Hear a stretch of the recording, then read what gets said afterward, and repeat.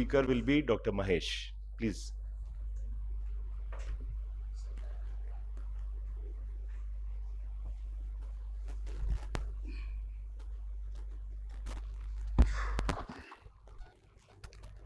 Good morning, everyone. Thanks for turning up. So, I'll be starting and giving an introduction about GATT and mostly focusing on intraoperative gonioscopy, which is the cornerstone for any MIGS procedures.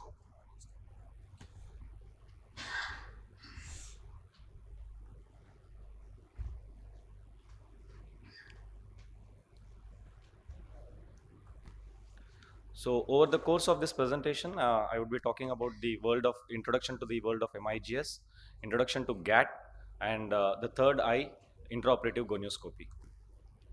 So MIGS procedures were described in 2012 as an ab interno approach.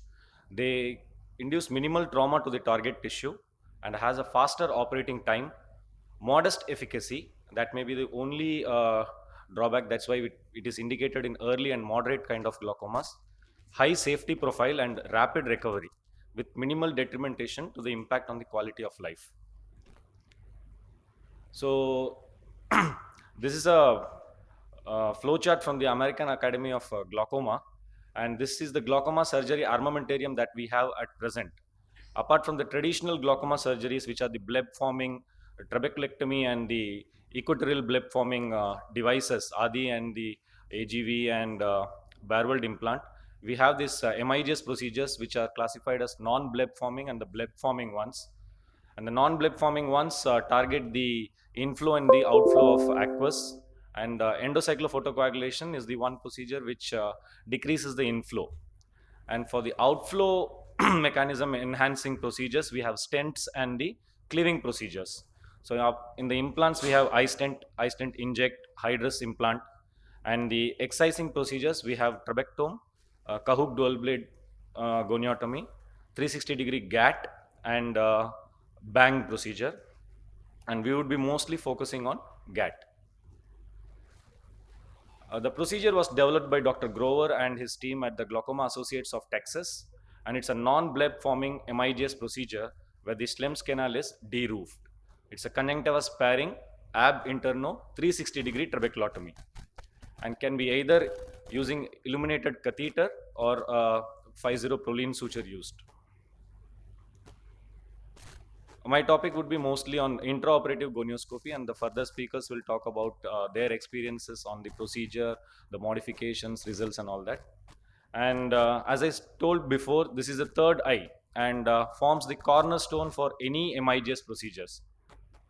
And essentially, we will be looking about the perioperative steps, which will include preoperative office-based gonioscopy and angle anatomy, and intraoperative about the head microscope rotation, the gonios lens selection, hand position, and all that. Step one is office-based gonioscopy.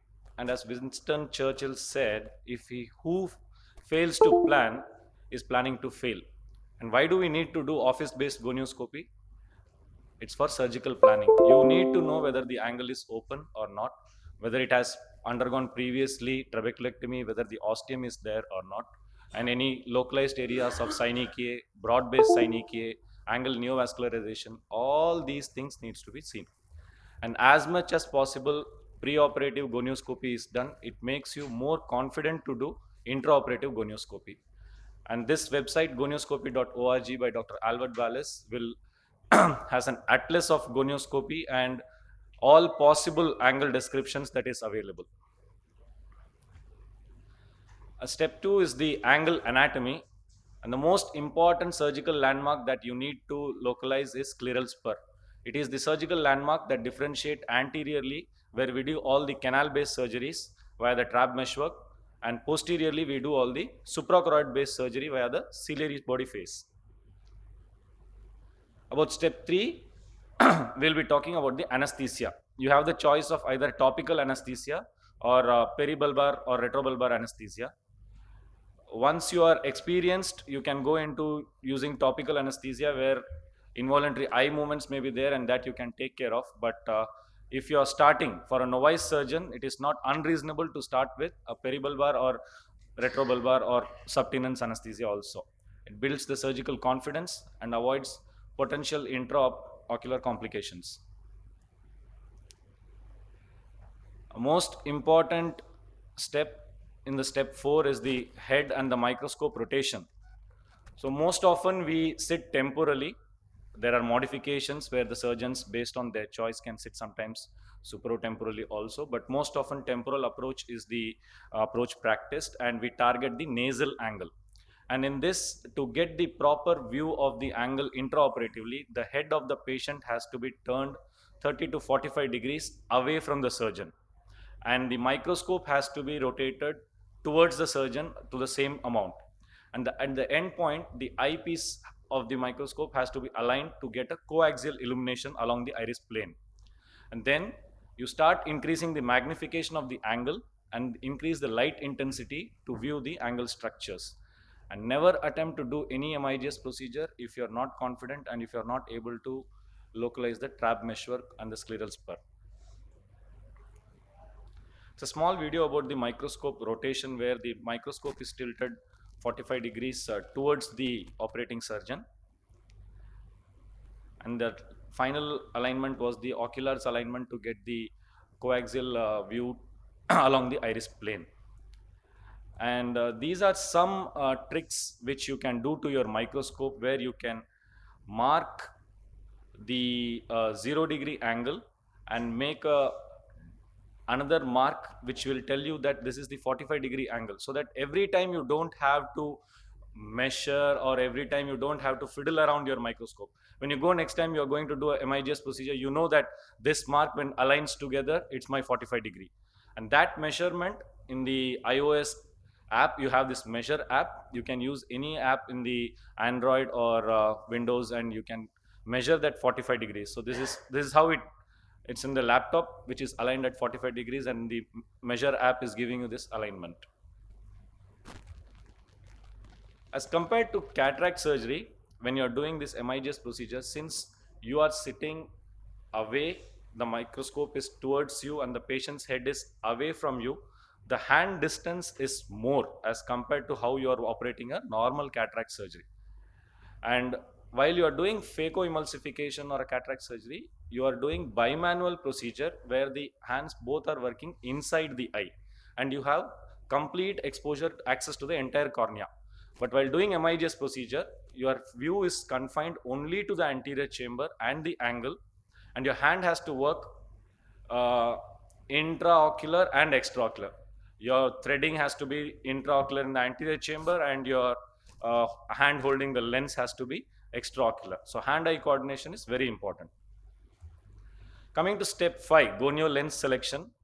It's earlier we were provided with only the Swan Jacob lens with Oak or Ocular company, but now there are a lot of companies providing lenses. They vary in the degree of corneal contact or the field of view and the magnification and the handle length. Most of them are, the handle is contiguous with the gonio lens, except the TVG lens from Vogue, which has a free floating lens originating from a separate handle and has a clawed ring to stabilize the lens, and it rotates in X and Z axis. So this is the usual Swan Jacob lens and the Ocular and the Hill lens. All Hill lens comes with right hand, left hand dominant people. For them, the handle is aligned to be friendly. This is the TVG lens where I said this is from the posterior view. If you can see this is the clawed ring, which will help you to stabilize the gonio lens on the globe, and this is your floating lens, which can actually move in X and Z axis. Step 6 is the hand positioning. So for a right dominant person, you have to, for any right or left dominant person, you have to hold the lens in the non-dominant hand so that intraocular movements are in your dominant hand, and placing the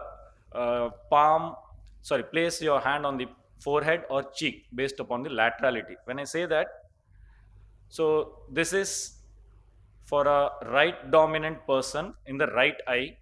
So he will be sitting towards the temporal side, and the right dominant hand, the left hand will be holding the gonio lens, and the hand will be resting on the forehead of the patient. For the same right dominant person, when he is doing for the left eye, he will be sitting temporally, and the hand holding the gonio lens will be resting on the malar prominence or the cheek. Yeah, and this was the previously I discussed phaco, where you have the bimanual intraocular surgery, and the angle procedures are extra and intraocular simultaneous manipulation. There are various ways to identify the trap meshwork intraocularly. Based on the pigmentation, moderate to heavy pigmentation obviously provides a natural visual guide. The areas of greater pigment indicate closer proximity to the CC and the blood. By doing a provocative gonioscopy, you can force the reflux of blood into the Schlemm's canal and identify that. Or if you are doing the procedure under GA, you can ask the anesthetist to induce a hypotony by relative hypotony, and that will again induce reflux of blood into the Schlemm's canal with IOP drop. And this is also described where you can stain the trap meshwork if it is non-pigmented. If you feel that it's not pigmented enough, you can stain and see, and the trypan blue is used to train the trap meshwork. This is how intraoperative angle visualization looks like. I think the further speakers, when they talk about the surgical procedures, will have a proper videos of that. The take clinic message from my talk would be gonioscopy plays a very important role in the perioperative preparation of MIGS procedures, not just GATT. And practice makes a man perfect. So every single time you do a office based gonioscopy, and what we advocate usually is when you're done with your usual cataract surgery, if you have your gonioscopes with you, you can just put it over the cornea and visualize the angle. Especially after doing a cataract surgery, the angles nicely opens up, you can have a good view of that. And even if you want to take your next step forward, you can go take your Sinskey hook, go to the angle and just touch the Sinskey to the angle and see whether you are actually reaching the trap meshwork or not. Thank you.